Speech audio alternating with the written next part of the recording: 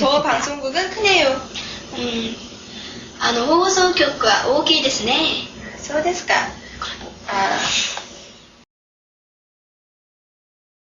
Today, we'll be taking a look at how a Korean artist at such a young age was able to bridge the gap between two nations.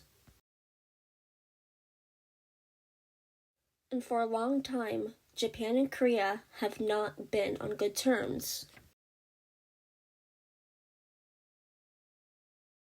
The Japanese Imperial Army held occupation from 1910 till 1945, and to establish control, they waged out an all-out war on Korean culture. However, they would officially leave in 1952.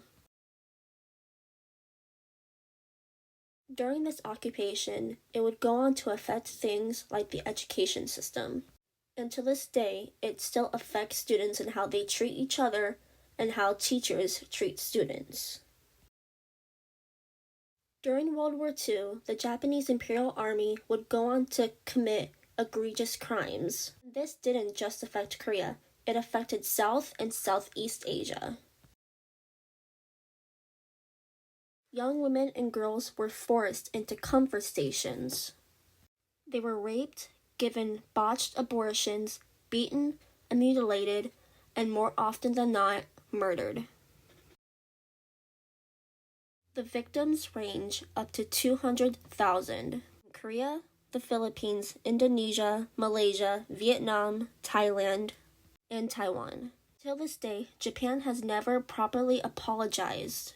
And even as of recent, they have attempted to take down statues of the victims. And there are very few victims left in this world. In 1985, the US, Germany, Japan, and the United Kingdom signed the Plaza Accord. The intent was to depreciate the US dollar relative to the German Deutschmark and Japanese yen. However, it only managed to correct the balance between Germany and the US.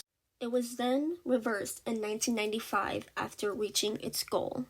All 5 nations agreed to step in the future if any currency fell outside a certain range of value. However, in 1997, Thailand decided to unpeg the baht from the US dollar, setting off a chain reaction. It was an attempt to float its own currency. It resulted in what we now know as the 1997 Asian financial crisis. Multiple currencies declined.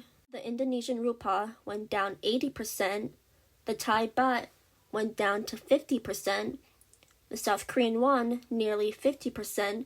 Collectively, the economies most affected saw a drop in capital inflows of more than $100 billion within the first year of the crisis.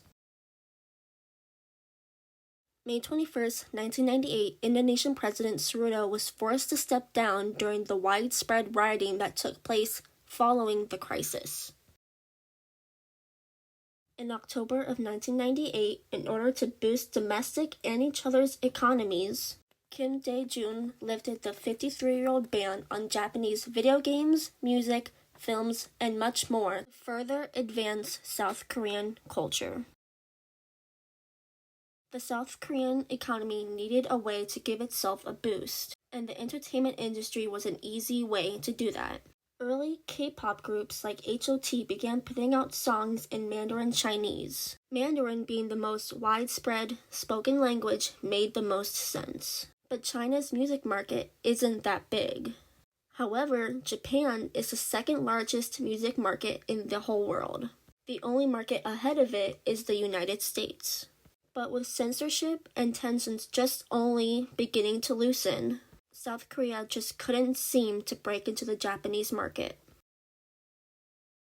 At 11 years old, Boa Kwan accompanied her brother to an SM Entertainment talent search. Unfortunately for her brother, the talent scout immediately noticed Boa.